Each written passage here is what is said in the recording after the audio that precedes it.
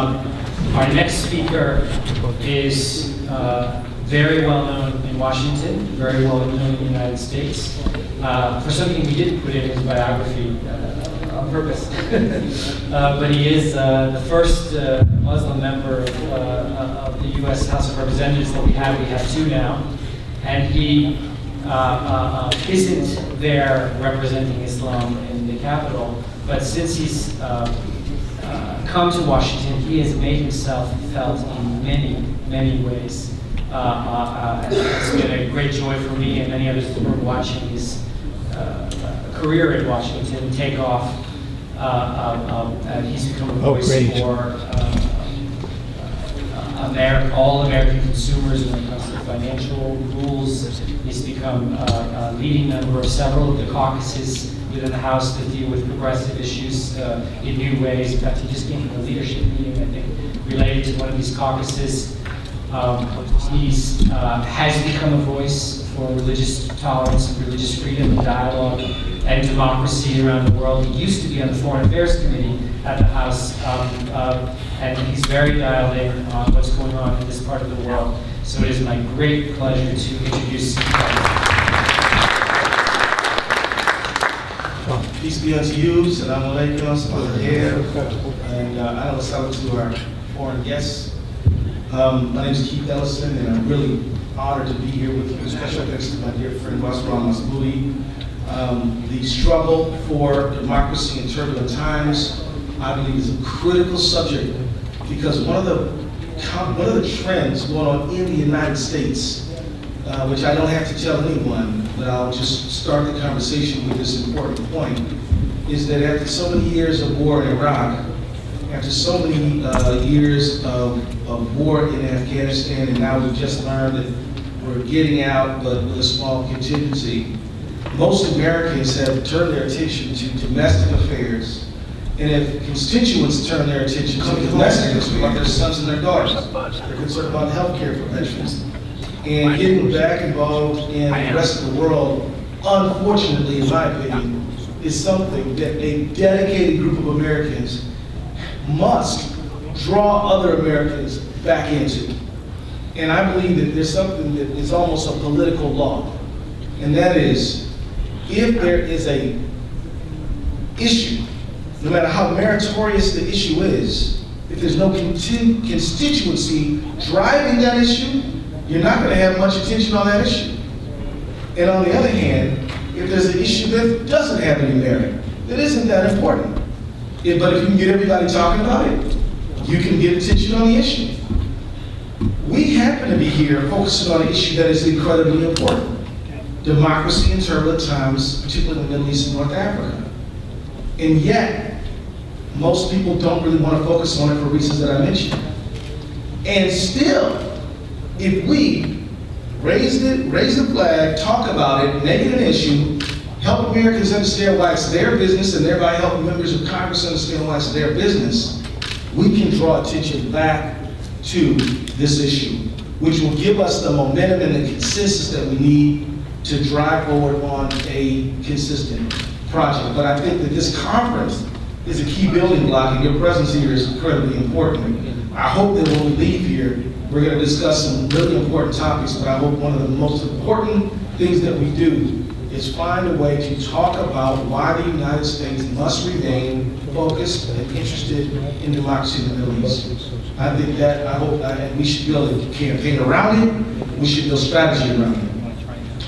I want to say that it's a very important signal that the $500 million loan guarantee to Tunisia came through. That's an important signal. I support that wholeheartedly. I think that $500 million is not nearly enough. We should be thinking about what more we can do. In fact, there was the administration's Middle East and North Africa Incentive Fund, a very worthy proposal, which should be fought for. The plan for that was about $770 million. It was not funded. It seems like something else we need to put our time and attention into. And there are a number of other critical initiatives that we've got to stick to. I think that one of the part of this conference is going to be focused on a to-do list. And funding and appropriating money for that incentive fund must be one of those things, and I want to volunteer my time and services to help do that. Let me also say this, the tremendous hope and optimism that came in when the Tunisian revolution kicked off and then just rolled throughout the region. Obviously, things have changed since then. But I also want to mention that Tunisia is still, as we all know, a bright light in this otherwise darkening sky. And so I think that Tunisia is more than a North African nation of about 10 million people. It's a symbol. It's iconic. It's a symbol. It's a symbol to the people of Tunisia. It's a symbol to the people in the region, and it's a symbol to the United States. That this is a light that we've got to keep feeding and keep it aflame, because it can symbolize hope and optimism, just like it symbolized that hope and that spark from the beginning. So I think that it is about every single country on discussion today: Egypt, Tunisia, Syria, Libya, all very important. I don't want to diminish any country in terms of its importance. All are important. I think that for the sake of all of them, we should all have our eye on making sure that Tunisia continues to succeed. Now, I will tell you this, another initiative that I would recommend, there's something called the House Democracy Partnership. The House Democracy Partnership. It's an important commission in the United States House of Representatives that for years and years has been establishing relationships with other parliaments in the world. Now, why is this important? One reason it's important because the United States pulled out of the International Parliamentary Union. So it's a way, it's one more way for us to engage with members of other parliaments. When members of the United States Congress go to other countries, we usually go talk to the head of state. Now that's important to do, but I think it's even more important to talk to that body that represents the people, the parliaments, because most people aren't going to know their head of state, but most people at least do know who's supposed to represent them in a parliament. And so this parliament-to-parliament relationship we had with the House Democracy Partnership, 14 countries that we have relationships with, was defunded because our Republican colleagues felt that they needed to cut expenses, and this was one of the things on the chopping block. The House Democracy Fund had its first meeting of this 113th Congress yesterday. So there is growing interest in it, because even our colleagues on both sides of the aisle said, maybe that was kind of a good idea. So I would say that if you're an American person who's in and around Congress, put a good word in for the House Democracy Partnership, because one of the countries that we want to go to first when we do our first outbound is going to be Tunisia. And in fact, we've already started to plan some inbounds, but this is an important way. And I want to tell you that I think it's, of course, the executive branch's job to execute the foreign policy of the United States, but Congress has a vitally important role in international affairs. We appropriate the money, we often set policy. We've got to, and if members of Congress don't know anything about the rest of the world, don't know what's happening, it's very difficult for them to make good decisions. So this House Democracy Partnership is something that when you go forward, and I hope that you put on your list of things to support. I also want to mention that we could talk about Tunisia, Egypt, Syria, and Libya, and could go beyond that. I'm incredibly concerned about recent events in Iraq. I'm going to say some things that, as I say them to you, I know that I am in need of greater briefing on the subject matter, but I'm going to offer these ideas for your consumption. Another thing is, whatever we do has got to be very thoroughly investigated, because I can tell you that no matter what we do, somebody's not going to like it, and the implications of what we do will be far-reaching. So we have to act, but we better act very carefully. Third is, the American public's not going to tolerate us to get neck deep in Iraq again. So what can we do that is constructive but doesn't involve a big footprint? And I think that one of the things that I've been reading for more than 2.5, maybe 3 years, is how the current leadership of Mr. al-Maliki is actually contributing to sectarian strife. I say that today because today he's saying the United States should help him against the insurgent group. Seems, and the headlines are screaming about religious extremists taking over Mosul, and there's a tendency to say, okay, well, we need to help. Well, wait a minute. If what's going on is the president is contributing to sectarian difficulties within the country, maybe the right thing for us to do is try to play some sort of mediatory role, or to try to, if we do help, make it contingent upon better governance, more inclusive governance. Because I can tell you that when I was in Iraq a few years ago, we went to Baghdad, we went to Erbil, we went to some other places. You know, the situation, I mean, the talk, the mood was very much in terms of this sectarian going backwards and forwards. There was no fear that Mosul or any other big city was going to be overrun by non-government forces at that time, but there was much talk about how the president was not governing in an inclusive way. Now, I leave that for your discussion because there will be calls. I mean, I guarantee you, I've already gotten people sticking microphones in my face saying, what to do about Iraq?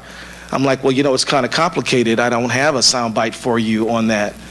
But I can tell you that we better have a light footprint. We better do all the intelligence in the world we can do, and we better not get in on the side of a faction that'll land us in the middle of a civil war. I think this is very different from the situation in Syria, by the way.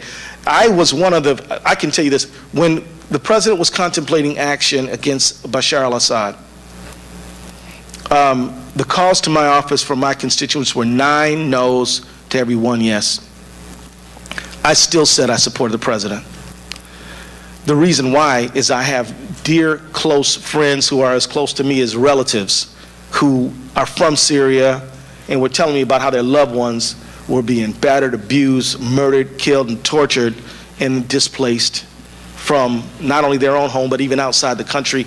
And I just came to the conclusion, based on the way the al-Assad family has been governing the country for decades, that Assad would not stop until Assad was stopped.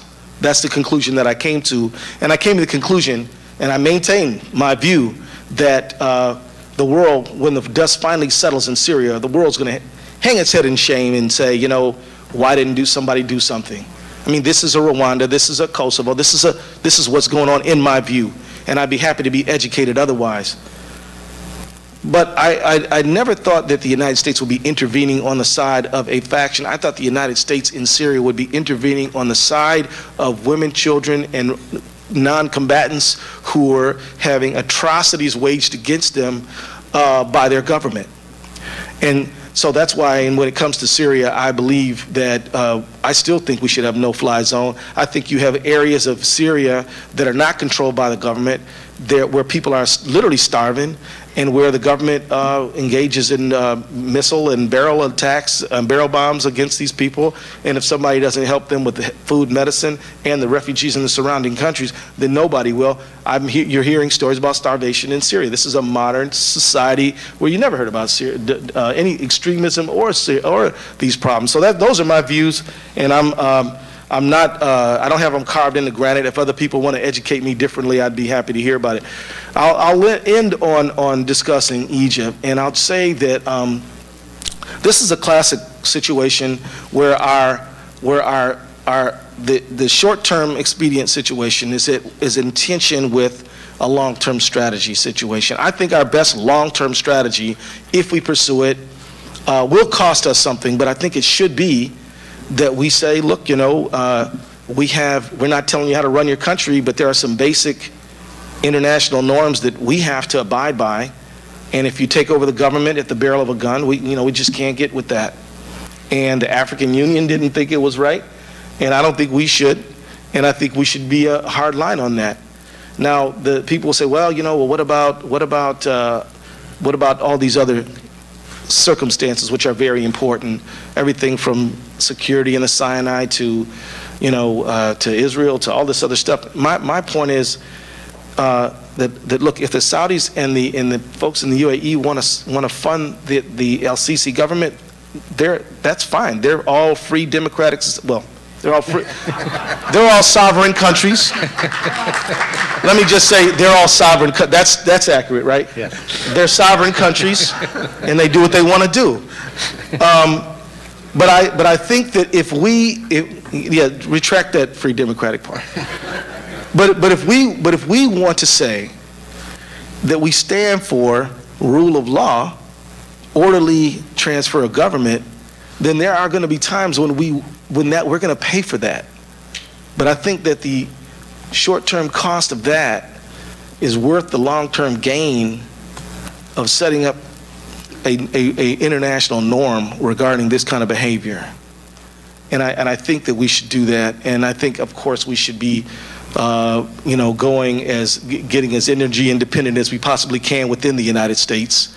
I'm a favor renewable energy, but I favor independence as well, and I think we should be relying on both. But I think that when we get and I'm going to wrap up with these comments. I have long believed that the problem with the United States Middle East relationship is that we had a poor network of relationships, and that the relationships were basically founded on how each country related to our ally Israel, how each country provided our energy needs, and how each country dealt with terrorism from our point of view. And those three things were the hooks upon which the relationship was based. I think that the problem is that we need to quintuple the number of relationships. We need to have stronger commercial relationships, stronger artistic and exchange, stronger student exchange. We need to enrich the relationship. I mean, if you look at all the MENA countries, I think that the number of Fulbrights in no country exceeds 200. If I'm wrong about that, correct me, but I don't think I am. Now, we're talking about countries that have 29 million people, some of them. We should have, I think Iraq had the highest number of Fulbrights, and I think we had I thought I saw the number 150. So we need to enrich our relationships. We need to enrich them, and I'm telling you, Arab Americans in particular are particularly well positioned to help the government do that. To talk about not just democracy promotion, but education, artistic development, trade, not just the big companies, but small trade, small business and medium business trade, where there's real exchange of value, helping in a number of ways. And I think the Obama presidency, they tried to do that. I think they're still trying, and I think it's the right thing to do. But sometimes it's not that you're doing the wrong thing, it's just you're not doing enough of the right thing. So with that, I've thrown out some of my ideas. I hope they're food for thought, and I really want to just thank you again for being here. I think what you're doing and what you're discussing today is one of the most important issues in the world to be talking about. So thank you very much. Jazakallah. I'm told to take a few questions, so I'd be happy to answer them, and if I don't know the answer, I'll just ask Razwan to answer. Please go to the microphones, and let me just thank Congressman Ellison for the forthrightness, powerfulness, and humility of your remarks. I could listen to you for another hour. I wish you could stay. But we have a couple of questions. Please identify yourself. Please, my name is Amin Mahmoud. I'm with the Center of Egyptian-American Relations. I would like to thank you first for what you said, and thank you for the tape you made in your office about Muhammad Ismail. I appreciate that. Yeah, Muhammad Sultan? Muhammad Sultan. Yes, sir. Thank you. I appreciate that. Thank you. Afwan. No question. Congressman Ellison, Ahmed Badir, United Voices, thank you for being here and for your leadership. A follow-up on the last question about Muhammad Sultan. For those that are in the room that don't know about him, can you elaborate why did you make that statement, and why isn't the United States and the State Department treating Muhammad Sultan, an American citizen, the same way that they treated the NGO workers, one of whom was a son of a secretary? Is it because if you're a son of a secretary, your status somehow that the U.S. government will work harder, or is it, why aren't they doing more, or at least the perception is that they're not doing more to free our own American citizen? And we're not talking about negotiating with the Taliban here. You're talking about negotiating with, obviously with what's been happening. An allied country, actually. Yeah, an allied country that we actually fund. Our tax money is funding that military. Why aren't we doing more to release Muhammad Sultan from Egypt? Ahmed Badir, full disclosure, this guy and I are like real tight friends, so he could have asked me that in the hall, but anyway. Assalamu alaikum, Ahmed. Let me tell you that I made this statement because I became convinced that it was a moral imperative that someone talk about this American-born graduate of Ohio State University of Egyptian lineage who had been peacefully protesting, arrested, and then tortured, and then kept in jail without medical attention, and that somebody had to say something about it. I just want to be full disclosure. I'm not looking for ways to fight with the Egyptian government of General El-Sisi. I'm operating on the basis of a moral imperative. And so, look, if Mohammed Sultan is freed, it won't solve the problem, but it'll solve his problem, and it'll give others hope. Maybe the government's going to take a turn toward democracy. I want to congratulate General El-Sisi on his 97% election win. Truly extraordinary. And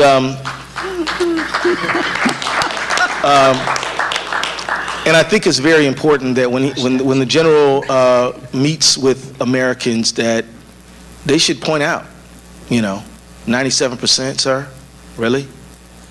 And so I think this is important, and people want the veneer of democracy but don't want anything. And by the way, elections are not the only measure of democracy. Right. We need free civil society. One of the things that they did is they closed down opposition press. That's a piece of democracy too. They shut down civil society. Now look, if people are violently protesting, it is the government's job to restore order. Don't look to me if you're breaking stuff in a protest. But if you are freely and peacefully demonstrating your free expression, then the government should leave you alone and let you do it. I'll tell you this, and this is perhaps the most important thing. And Ahmed, I say this to you in brotherhood and love, and you know that, rather than focus on why the U.S. is treating one person one way and another person another way, I wouldn't emphasize that. What I would say is that Mohammed Sultan must be freed. Full stop. And I would look to fellow Americans and people around the world to join in this moral appeal, right? And I would ask the U.S. government, what are you doing? Why aren't you doing more? Have you raised this issue? And I just want to talk about other people who other governments have. Like, we ask Hakmati, the guy who's in Iran. We ask the Iranians about them. We ask about different Americans who are located in different places, and we should do it. And we should absolutely do it here, because this young man was peacefully protesting. He has been denied basic medical care. This is a violation of human rights, and we should insist upon it, and we should build our own campaign around it. And God willing, I'm going to make a statement on the House floor. The reason I made the statement and sent it out on video that way is because we had appropriations and they weren't giving anybody any floor time. So I said, well, you know what? I can't just wait. I'll do what I can do. And all of us should always do what we can do.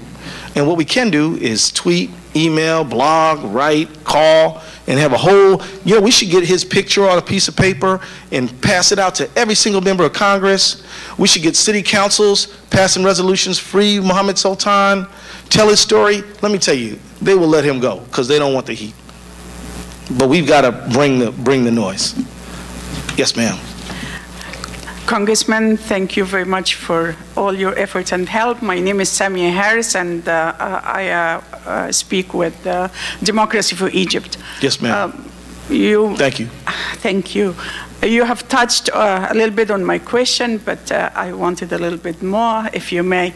How could we and including yourself. Yes, ma'am. Being the American side with our American history and our abilities to work with other governments, how could we help Egypt at this time go either ways? Egypt actually could be in the brink of falling apart, breaking apart, and being a center for terrorism worldwide, or it could go towards nation building. And we have good examples for nation buildings. I would like, if you may, just take few points with practical points, and if we can work with you or anybody else to guide them through nation building, I would appreciate that very much. Thank you, sir. Yeah, they're asking me to take the questions as a group, So, and so I'll take, each of the last three people, if you could just limit yourself to under a minute. Okay. And then we'll get the questions as a group, and then we have to move on to our next session. yes, sir. Assalamu alaikum, Congressman. Walaikum salam. My name is Dr. Ashraf. I'm the ex-president of Islamic Society, Baltimore. We talked about Mr. Sultan, but nobody talks about why one of our co-professionalists. Her name is Dr. Siddiqa, who is in a solitary confinement in this country. Could you spell the name? Siddiqa. Okay. My name is Dr. Ashraf, okay? Yes, Okay. Ashraf, okay. You know what, we'll talk about it, I'll get the name and information afterwards, but Oh, okay. please tell us about it right now. I don't think I know much about it myself, I'm sorry, I don't know. Okay, But maybe you could tell us a little She has bit. been accused of threatening to kill two fellow Americans, and she is a U.S. citizen, and she is in a solitary confinement. She is put in jail, okay? And she is there for now 3 years now. And number two is just a personal question to you, that when you took the oath on the Quran of LaSalle, a book has been written, I'm sure you are aware of it, that's called Jefferson's Quran. Yeah, I've seen that. And because of our founding fathers' wisdom, you are in the Congress. Thank you very much. Thank you, doctor. Next question. Yep. Congressman Ellison, thank you for being here today, and thank you for the work you do on these and so many other important issues. My name is Ashley Frowine. I'm here today in an independent capacity, and I want to go back to what you said about Iraq and how Mr. Maliki may be part of the problem that so many people want to see solved now. In the press, we've seen very recently that supposedly the Obama administration has turned down Mr. Maliki's request for drone strikes against the insurgents. But we know beyond that he's made a lot of other requests, some of which the United States has already granted. So my question is, do you see this perceived need on Maliki's part, and perhaps actual need, for U.S. assistance as a potential point of leverage to encourage Mr. Maliki to be more inclusive or less sectarian in how he governs? Thank you. Good question, thank you, sir. Last question. Good morning. Hamid Lilou, Operational Culture Analyst at ProSol. Closer to the microphone, please. Yes, Operational Culture Analyst for the MENA region at ProSol. Thank you, sir. My question is with regard of Syria. Do you foresee the Somalization of Syria after the fall of Sadat al-Assad, given the many independent and uncontrolled kinetic organizations fighting on the ground? If so, are we ready? Is the region ready for that? Thank you. Excellent question. Just taking the last question first, I don't foresee the Somaliization of Syria. And the reason why is because I believe that the conflict starts from a point where there was more infrastructure, more social institutions, more civil cohesion. Somalia is dealing with 22 years of civil war, and 22 years ago was not a model for governance even then. So I don't see that. But what I do see is a decentralized factionalization, balkanization that would be definitely bad for Syrians and the region. I think that we, honestly, in terms of Syria, I think that, you know, if I were in a position to make the call, I would do the things I recommended, but I think it's probably more important to try to engage Iran and the regional powers in a cessation of violence. Because because the options we had 3 years ago are not the same options as today. We have fewer of them. And every day that goes by, the options decline. And I think that we've got to, I can tell you this, a lot of dear Syrian friends have been annoyed to hear me say that if we can get a cessation of the violence and get humanitarian aid to people in the affected areas and Assad still stays there, I said that's a deal you should take, because at this point, people are suffering too bad. That's my opinion. I think he must go, and I think he pretty much has gone. Think about this about Assad. This guy can't beat people who are a non-army. He has not been able to. Then he got Hezbollah to help him. He still can't put him down. He is very weak. It's astounding that somebody who's monopolized military force for decades and decades and decades cannot end this, but he can't. I think I don't see a Somaliization, but just because I don't see a Somaliization doesn't mean I see a good outcome. Let me say, I do think that the United States should try to leverage aid requests with better governance. I don't know that it'll work. One of the games that some leaders play is terrorists, help me against the terrorists, Al-Qaeda. They wave this flag, and we, have not known how to manage that game. We've got to get back in control of the relationship. I think we've got to get back in control of the relationship a little bit more. We're the ones who are being, sought for assistance. There needs to be some very hard line, like, we're not going to help you. We believe our military can contain this problem and leave you to deal with it. And if you want to help, you're going to have to change the way you're doing some things. Will that stop the most aggressive insurgents? Probably not. But think about this. Mosul is a Sunni town, right? There was no great love for al-Maliki in Mosul. Why did the city fall so quick? Because the government wasn't popular. I think, am I wrong? No. I'm right, okay, so what's the point? Most Sunnis in Iraq do not want to be in a civil war, but they also don't want to feel like their government is an enemy of theirs. So I think that signals about a more inclusive government might help, but I'm not sure. But I think it's worth trying. How can we push Egypt toward democracy? I'm going to say this, one way, not the most important way, but one way to help Egyptian democracy is to hold on tight to Tunisia. I know Egyptians might not want to hear me say that, forgive me. But I'm telling you now that when Bouazizi took the stand that he took and ignited the wave, it ran all throughout the region. We can't let the last candle go out.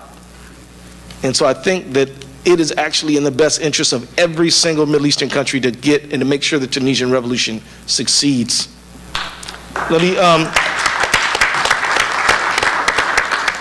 me also say, I think again, we absolutely must say to the Egyptian government that not only are we going to not engage you economically or in terms of military assistance until you have a truly an election that meets international standards.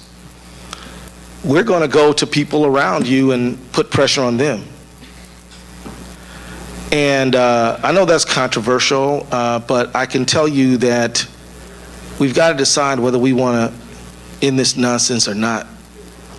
One of the things that's very disturbing about the Egyptian scenario is that these Orientalist, racist ideas about Arabs not being able to govern themselves could gain currency. I think that's very disturbing. It is essential that that the voice of the people prevail in Egypt. And we've got to confront, and I'm going to tell you something else. Egyptian Americans need to huddle, because I've been in many conversations among friends where one side says it's a coup, what else is it but a coup? And I talk to other people who are rational, who are intelligent, who are well educated, who say, oh, it was a popular uprising. I'm like, come on. There's clearly whenever smart people say something that's manifestly and demonstrably wrong, then there is another agenda that we're not dealing with. Do you understand what I'm saying? And we've got to talk about that. And what do we need to talk about? Maybe the fact that certain secular and religious minorities in Egypt don't feel fully Egyptian. And this is something that we've got to address. This is an Egyptian-American conversation, but I suggest that you have it, because I think even the folks like El Baradei, for example, who initially thought, oh, well, this is, I don't like Morsi, so we're going to do this thing here. I think the people who thought that the El-Sisi thing, coup, was going to be a good thing, that group is shrinking by the moment. Am I right or wrong? How many friends do you have who thought it was okay in the beginning, but now are like, ooh, right? So now I think that there's got to be an Egyptian huddle. And then back to what I said about Mohammed Sultan, I mean, we need a wave of Egyptian Americans and their friends and their loved ones and their neighbors and people who care to come to Capitol Hill and say, this is a problem, I'm in with this and I got to go. Now look, now I'm definitely going to step into some hot water.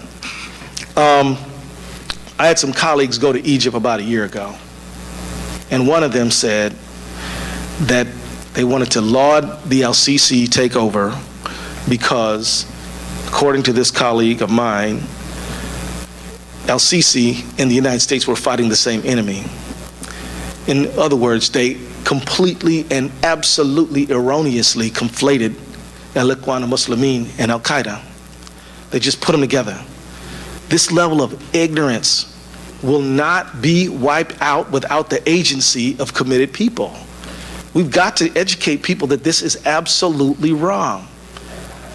Al-Qaeda, in fact, this coup allows the Al-Qaeda types to turn to the democratic Islamists and say, see, you over here messing with these elections. We told you, you're so stupid. This is the election. You understand what I mean? Do you all understand the point I'm trying to make here? It is devastating to the democratic process when to have violent extremists be able to claim that, see, we can never deal, they're never going to be fair to you in an election. Even if you win, they don't let you win. This is something that we've got to confront, because it is essential that the democratic process prevail. And I'm telling you, I think it's everybody's mission. We could be in for a long, cold period of time if we do not get active around this. And I'm telling you, most members of Congress, I believe, do care, but it's not their primary agenda item, like I told you before. But we can move it up on their priority list if we talk to them. So, bless you all. Thank you.